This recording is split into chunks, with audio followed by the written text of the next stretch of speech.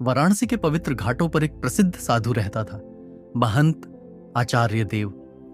लोग उसे महान योगी मानते थे। उसकी वाणी में मधुरता और प्रवचन में अद्भुत आकर्षण था। राजा से लेकर गरीब तक सभी उसकी पूजा करते। इसी नगर में चंद्रिका नाम की एक वेश्या थी। उसकी सुंदरता और कामुक नृत्य के चर्चे पूरे नगर में थे। पुरुष उसे देखते ही अपने होश खो बैठते। साधु आचार्य देव ने भी उसके बारे में सुना था और अक्सर अपने प्रवचनों में उसे पतन की मूर्ति कहकर कोसता था। एक दिन चंद्रिका साधु के प्रवचन में पहुंची। साधु ने उसे देखकर चंद्रिका मुस्कुराई और बोली, महात्मा, कलंक तो मन में होता है, तन में नहीं। पर क्या आप भी सच में उतने ही पवित्र हैं जितना दिखाते हैं? साधु को यह बात चुभ गई। रात को जब सब सो रहे थे, तब एक काली छाया वेश्यालय के पास पहुंची। वह आचार्य देव थे।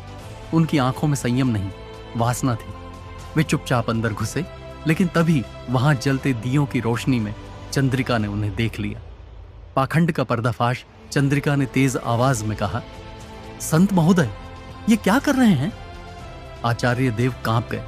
वे भागने लगे, लेकिन चंद्रिका ने दरवाजा बंद कर दिया। दिन में मुझे कलंक कहते हैं और रात को मेरी चौखट पर आते हैं। वहां मौजूद कुछ व्यक्तियों ने यह दृश्य देख लिया। जल्द ही पूरे नगर में यह बात फैल गई।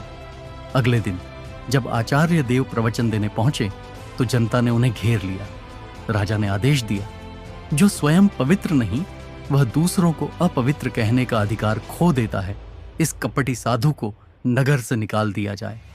असली पवित्रता जब आचार्य देव अपमानित होकर नगर छोड़ रहे थे, तब चंद्रिका ने उनसे कहा, पाप शरीर से नहीं मन से होता है। मैं जो हूं उसमें छल नहीं, पर तुम जो हो वह दिखावा मात्र था।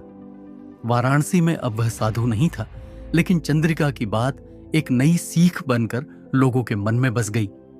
सच्ची पवित्रता भीतर होती है, मुखौटे में नहीं।